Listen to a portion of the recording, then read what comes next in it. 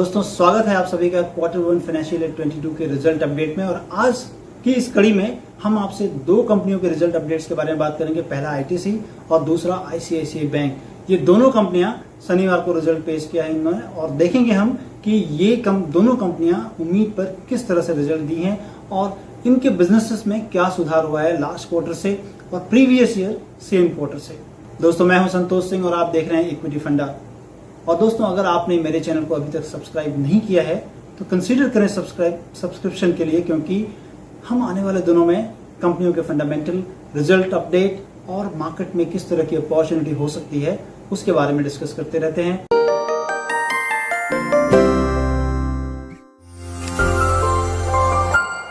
तो सबसे पहले आईटीसी के रिजल्ट के बारे में बात करेंगे, क्योंकि आईटीसी ने जो रिजल्ट दिए हैं वो उम्मीदों पर काफी बेहतर दिख रहे हैं क्वार्टर 1 फाइनेंशियल ईयर 22 के नतीजे। क्योंकि अगर जो ब्लूमबर्ग पे एक्सपेक्टेशन था एनालिस्ट का, वहां पर अगर देखें तो 16% रेवेन्यू में एक्सपेक्टेशन के ऊपर जो है कंपनी ने रेवेन्यू पोस्ट किए हैं। एबिटा पे भी कंपनी ने 11.2% का जंप देखा है, सरप्राइज जंप है ये। और प्रॉफिट आफ्टर टैक्स की अगर बात करें तो 5.7% का जंप एक्सपेक्टेशंस के अगेंस्ट है। सीक्वेंसली अगर हम बात करेंगे तो ये सारे नंबर्स आपको डी ग्रोथ की तरफ दिखेंगे, क्योंकि इस क्वार्टर में लॉकडाउन का एक असर था, लेकिन लास्ट ईयर भी लॉकडाउन था। लास्ट ईयर एक सीवियर लॉकडाउन था और लास्ट ईयर से इस क्वार्टर के नंबर को अगर कंपेयर करेंगे तो ये नंबर काफी ज्यादा अच्छे हैं, क्योंकि 35% लास्ट ईयर से रेवेन्यू में ग्रोथ है सेम क्वार्टर में, 50% के करीब जंप है एबिटा में, और पैट पे अगर देखेंगे तो 30% के करीब का जंप है। आईटीसी में सेगमेंटल रेवेन्यू देखना काफी इंपॉर्टेंट होता है, क्योंकि सेगमेंट की रेवेन्यू की अगर बात करेंगे तो इसमें कॉन्ग्लोमरेट बिजनेस है और इनके बिजनेस में cigarette, FMCG others, hotels, agri business, paper business और अदर्स बिजनेस है, जिसमें कि आईटीसी इन्फोटेक भी है। इन तमाम बिजनेसेस को काफी नजदीकी से देखना जरूरी है, क्योंकि इनके दो जो बिग ड्रैगर रहे हैं वो होटल और एफएमसीजी अदर्स रहे हैं। होटल्स बिजनेस तो लगातार लॉस कर रहा है, लेकिन एफएमसीजी अदर्स में जिसमें कि हम बहुत सारे चीज देखते हैं, स्पाइसेस के बिजनेस हैं, आशीर्वाद का एक इनका प्लेटर है, और उसके बाद हम देखेंगे कि इसमें फ्रेग्रेंस के बिजनेस हैं, स्नैक्स के बिजनेस हैं, डेयरी के बिजनेस हैं। इन तमाम बिजनेसेस में अभी तक मार्जिन में बहुत ही कम रही है, बिजनेस के मार्जिन इनके काफी कम रहे हैं। तो ये किस तरह से किया है। एफएमसीजी अदर्स की अगर हम बात करें तो उसमें लास्ट ईयर से अगर हम देखेंगे तो 10% के करीब रेवेन्यू का ग्रोथ है। सेगमेंटल रेवेन्यू की बात कर रहे हैं, और सिगरेट के बिजनेस को अगर देखें तो 34% का जंप है इसमें। लास्ट क्वार्टर से अगर बात करें तो सिगरेट में 10% की गिरावट है, लेकिन एफएमसीजी अदर्स में 1% की बढ़त है रेवेन्यू में। होटल्स बिजनेस, जैसा कि हम सब जानते हैं कि लॉकडाउन का पीरियड था, तो लास्ट क्वार्टर से रेवेन्यू 55% के करीब डाउन है, लेकिन लास्ट ईयर सेम क्वार्टर से 436% के करीब इसमें रेवेन्यू का जंप देख रहे हैं। एग्री बिजनेस जो कि एक बड़ा पोर्शन है इनके बिजनेस का, उसमें हम देखेंगे तो 21.5% जो है सीक्वेंशियल ग्रोथ है रेवेन्यू का, और लास्ट ईयर से सेम क्वार्टर से 9.2% का ग्रोथ है। तो इस बिजनेस में हम सीक्वेंशली और ईयर ऑन ईयर दोनों ग्रोथ देख रहे हैं। पेपर के बिजनेस की बात कर लें, 54% लास्ट ईयर से जंप है रेवेन्यू में, लेकिन लास्ट क्वार्टर से 4.5% के करीब की गिरावट है रेवेन्यू में।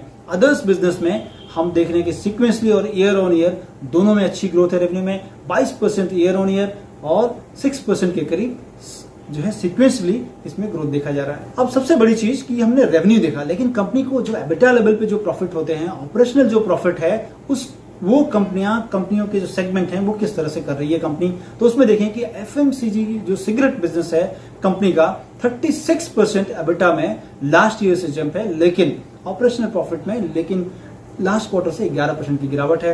एफएमसीजी अदर्स की अगर बात करें, जिसमें कि इसके बहुत सारे एफएमसीजी में, जिसमें कि एचयूएल से कह लें, डाबर से, ब्रिटानिया से कंपनी कम्पीट करती है, वहां पर साल दर साल 35% एबिटा पे जंप है और 4.7% के करीब जो है लास्ट क्वार्टर से गिरावट देखने को मिल रही है। कंपनी ने जो बताया है अपने कह लें कि प्रेजेंटेशन में, उसमें बता रही है कि कंपनी को जो एक्सेप्शनल कह लें कि एक तरह से उनको राइज देखने को मिला है प्रॉफिट में, वो कहां से आ रहा है, तो वो आ रहा है सनराइज जो मसाला कंपनी ने एक्वायर किया था उससे आ रहे हैं। हाइजीन प्रोडक्ट जो कंपनी का सेवलॉन की तरफ है, अगर कह लें कि डिसइंफेक्टेंट बनाती है कंपनी, सैनिटाइजर बनाती है, वहां से है। फ्रेग्रेंस, स्पाइसेस और स्नैक्स, डेयरी, इन तमाम प्रोडक्ट्स में कंपनी को इस बार एक अच्छा मुनाफा दिखा है, जिसके कारण की 35% EBITDA में जंप है। होटल्स बिजनेस लास्ट ईयर से भी कह लें और नीचे है 38% के करीब, लेकिन लास्ट क्वार्टर से थोड़े सा जो है इसमें लॉसेस कम होते हुए दिखे हैं। एग्री बिजनेस की बात कर लें तो हम लास्ट ईयर और इस साल दोनों के क्वार्टर में जंप दिख रहा है। 5.4% इस साल जंप है, लास्ट ईयर से अगर देखें 9.2% के जंप है। और इसमें मेनली कंपनी बता रही है कि इनको एक्सपोर्ट इनकम ज्यादा हुई है, जहां पर वीट, राइस, इन तमाम चीजों को, सोया को इन्होंने एक्सपोर्ट किया है। सबसे बड़ी चीज जो कैच है यहाँ पर वो होगा पेपर बिजनेस में। पेपर में चूंकि प्राइसेस काफी ऊपर थे, इसके कारण की अच्छा रियलाइजेशन हुआ है कंपनी को। साल दर साल की अगर बात करें लास्ट ईयर सेम क्वार्टर से तो 145% का जंप है EBITDA पे, ऑपरेशनल लेवल पे, और 21% का जंप लास्ट क्वार्टर से है। अदर्स बिजनेस भी कंपनी के अच्छे के हैं, जिसमें कि इनका ITC इन्फोटेक है, उसमें 78% का jump last year same quarter से है और इसको लास्ट क्वार्टर से 35% के करीब का जंप देखने को मिला है। तो ओवरऑल कंपनी के रिजल्ट अच्छे हैं, लेकिन कंपनी अभी भी रिटर्न ऑन कैपिटल एम्प्लॉयड की अगर बात कर लें, ये FMCG अदर्स में जिस तरह से है तो वो अभी पैथेटिक है और कंपनी को अभी काफी इस पे काम करना है, मार्जिन को एक्सपैंड करना है, क्योंकि मार्जिन अभी भी कह रहे हैं कि बिलो 5% के करीब इनके FMCG में है, जो कि अगर इनके कंपटीशन से कंपेयर करें तो बहुत ही नीचे की तरफ। देश की दूसरी सबसे बड़ी बैंक ICICI बैंक के नतीजे आए थे और उस नतीजों में कंपनी ने किस तरह से अपने नतीजे पेश किए हैं। तो बिजनेस को एज ए होल हम देखेंगे कि लास्ट क्वार्टर से और लास्ट ईयर सेम क्वार्टर से कंपनी ने किस तरह से किया है, क्योंकि एक बड़ी कंपनी HDFC बैंक, जो कि सबसे बड़ी मार्केट कैप की कंपनी है, बैंकिंग कह लें इंडेक्स में, बैंक निफ्टी में सबसे बड़ी कंपनी है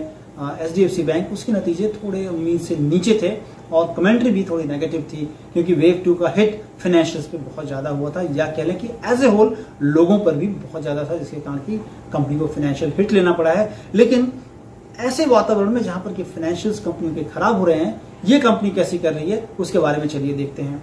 तो सबसे पहली चीज हम जो देखते हैं कंपनी में नेट इंटरेस्ट इनकम, मतलब नेट इंटरेस्ट इनकम कंपनी का वो पोर्शन होता है जहां पर कि जो कंपनी अपने पूरे बिजनेस में इंटरेस्ट कमाती है और जो कंपनी उधार ली रहती है मार्केट से या लोगों से या फिक्स्ड डिपॉजिट के रूप में, वहां पर जो पैसा देती है उसको इंटरेस्ट एक्सपेंड कहते हैं। उन दोनों को माइनस करेंगे तो नेट इंटरेस्ट इनकम है। उसमें किस तरह का कंपनी ने किया है, तो लास्ट ईयर सेम क्वार्टर से 18% का जंप इनको नेट इंटरेस्ट इनकम में है और लास्ट क्वार्टर से भी कंपनी का नेट इंटरेस्ट इनकम तकरीबन 5% के करीब बढ़ा है। अदर इनकम पोर्शन जो कि बहुत ही इंपॉर्टेंट होता है, क्योंकि बैंकिंग बिजनेस कहने की एक प्लेटफॉर्म बिजनेस की तरह ही है, जहां पर कि आप डिपॉजिटर्स, लेंडर्स और साथ ही साथ जितने भी बोरोवर्स हैं उनको लाते हो। उसके साथ अगर आप मल्टीपल प्रोडक्ट्स बेचते हो जहां पर कि आप अदर इनकम जनरेट कर सकते हो, जो जिन बैंकों ने अपने अदर्स इनकम में क्रॉस सेलिंग करके लाया है पैसा ज्यादा, वो कंपनियां कह रहे हैं कि NPA साइकिल को अच्छी तरह से राइट किया है। चलिए देखते हैं कंपनी ने कैसा किया। अदर इनकम में लास्ट ईयर से लेकर इस क्वार्टर से में देख रहे हैं कि गिरावट है, मतलब अदर इनकम पोर्शन कंपनी का थोड़ा नीचे रहा है।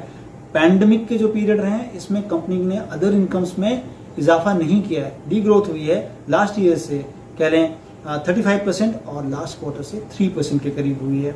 ऑपरेटिंग प्रॉफिट अगर देखेंगे कंपनी का तो लास्ट ईयर से 17% का डी ग्रोथ है, लेकिन लास्ट क्वार्टर से ऑपरेटिंग प्रॉफिट में 4.2% का गेन दिख रहा है। नेट प्रॉफिट की बात करें, चूंकि कंपनी में नेट प्रॉफिट जाने के पहले हम प्रोविजंस देखते हैं कैसे हैं। तो प्रोविजंस की बात की जाए तो 2851 करोड़ के प्रोविजंस मौजूदा क्वार्टर में कंपनी ने किए हैं, जो कि लास्ट ईयर सेम क्वार्टर में तकरीबन 7600 करोड़ के करीब था, जो कि बहुत बड़ा अमाउंट था। और इसके कारण हम देख रहे हैं कि कंपनी के नेट प्रॉफिट में चूंकि प्रोविजंस अगर आप कम करते हैं तो नेट प्रॉफिट बढ़ती है कंपनी की। तो इस बार 4616 करोड़ का नेट प्रॉफिट कंपनी ने पोस्ट किया है, जो कि लास्ट क्वार्टर में 4402 करोड़ था और लास्ट ईयर सेम क्वार्टर में 2600 करोड़ के करीब का नेट प्रॉफिट था। तो लास्ट ईयर से 77% का जंप है और लास्ट क्वार्टर से देखें तो 5% का जंप इनके नेट प्रॉफिट पे हुआ है। एसेट अब देखेंगे कि इनकी एसेट क्वालिटी कैसी है, कि जो बिजनेस इन्होंने किया है उसमें एसेट कितनी डिटेरिएट हुई है। तो देखें कि GNPA लेवल थोड़ा सा बढ़ा है, लास्ट क्वार्टर 4.96 था, इस क्वार्टर में 5.15 हुआ है। और नेट NPA लेवल पे अगर देखें तो लास्ट क्वार्टर में 1.51 था, जो कि थोड़ा सा मामूली सा बढ़ा है, 1.54% हुआ है। रिटर्न ऑन एसेट्स कंपनी का बहुत ही इंपॉर्टेंट होता है। रिटर्न ऑन एसेट्स जब भी बैंक की देखते हैं तो किस तरह से ग्रोथ है या डी ग्रोथ है, तो लास्ट ईयर सेम क्वार्टर में अगर देखेंगे तो 0.95 था केवल, जो कि इस क्वार्टर में 1.54 है, एनुअलाइज बेसिस पे है ये, और लास्ट क्वार्टर में 1.51 था। मतलब सीक्वेंसली ईयर ऑन ईयर दोनों में रिटर्न ऑन एसेट्स में कंपनी को ग्रोथ दिखा है, जो कि सबसे बड़ी चीज, सबसे बड़ा कैश रिटर्न ऑन एसेट्स को लेके होता है, क्योंकि ये रिटर्न ऑन एसेट्स कंपनी कह लें शेयर होल्डर्स की वैल्यू को बढ़ाता है। एडवांसेस, बिजनेस ग्रोथ हुआ है कि नहीं, अगर उसकी हम बात करेंगे तो 17% का ग्रोथ लास्ट ईयर से हम बिजनेस में देख रहे हैं, मतलब एडवांसेस में लोन ग्रोथ देख रहे हैं 17% का। 0.7% अगर देखें तो लास्ट क्वार्टर से केवल ग्रोथ है, मतलब बहुत ही थोड़ा धीमा हुआ है, लॉकडाउन के पीरियड थे इसके कारण लोन ग्रोथ धीमी हुई, लेकिन साल दर साल काफी अच्छी है। रिटेल की लोन ग्रोथ की अगर बात करें तो 20% के करीब लोन ग्रोथ है। अब कंपनी के और कुछ पैरामीटर्स हैं जहां पर हमको ध्यान देना चाहिए, वहां पर होता है provision coverage ratio. GNPA company जितना अनाउंस करती है उस पर कितना प्रोविजन करती है, तो 78.2% के करीब इनका कवर्ड है, जो प्रोविजन कवरेज रेशियो है, जो कि लास्ट ईयर 77.7 था, तो अच्छा हुआ है वहां से। और इनके कासा रेशियो में 24% का ग्रोथ लास्ट ईयर से देखा जा रहा है, जो कि टोटल कासा रेशियो अगर की बात करें तो वो 44% एज ऑन फर्स्ट क्वार्टर 22 में रहा है, जो कि एक अच्छा है, क्योंकि कासा रेशियो मतलब एक तरह से फ्री मनी कह लें या फिर कह लें लो कॉस्ट मनी बैंकों को होता है, इनके टोटल डिपॉजिट्स में 44% लो कॉस्ट है, और कंपनियों के पास या बैंकों के पास जितनी लो कॉस्ट डिपॉजिट रहती है उसको कह लें कि उतना ही ज्यादा फायदा होता है। उसके बाद हम देखते हैं नेट इंटरेस्ट मार्जिन। कंपनी में जो सबसे बड़ी चीज दिखी है आईसीआईसीआई बैंक में कि नेट इंटरेस्ट मार्जिन जो है वो 3.9% के करीब रही है, कई क्वार्टर्स की हाई है। अगर हम लास्ट कह लें कि मार्च में जो क्वार्टर गया है वहां पर 3.84% था, और लास्ट ईयर सेम क्वार्टर में 3.69% था, मतलब लास्ट ईयर से लास्ट क्वार्टर से, और कई क्वार्टर्स के हाई पे निम है, तो मतलब बिजनेस की मार्जिन भी बढ़ी है, तो ये एक अच्छी चीज है। और मुझे लग रहा है कि ओवरऑल एक्सपेक्टेशन को हटा दें, क्योंकि एक्सपेक्टेशन पे मिक्स है रिजल्ट, कि नेट प्रॉफिट थोड़ा नीचे आया एक्सपेक्टेशन से, नेट इंटरेस्ट इनकम अच्छी रही है, लेकिन बैंक किस तरह से सीक्वेंसली और ईयर ऑन ईयर ग्रोथ कर रहा है, वैल्यू एडिशन कर रहे हैं कि नहीं, तो मुझे लगता है कि उन सारे पैरामीटर्स में बैंक ने काफी अच्छा किया है। दोस्तों, ये रिजल्ट अपडेट आपको कैसा लगा कमेंट करके जरूर बताएं, और वो भी बताएं कि आपको किन कंपनियों के बारे में ज्यादा इंटरेस्ट है, जहां पर कि आप उसके रिजल्ट्स के बारे में जानना चाहते हो, और गोइंग फॉरवर्ड कंपनी के फाइनेंशियल्स कैसे हो सकते हैं, या प्राइस जो है किस तरह से हो सकता है। अगर फाइनेंशियल्स अच्छे होंगे तो डेफिनेटली प्राइस अच्छा होना चाहिए होता है मार्केट में। तो आप जरूर कमेंट करें और बताएं कि किन कंपनियों के बारे में आप जानना चाहते हैं।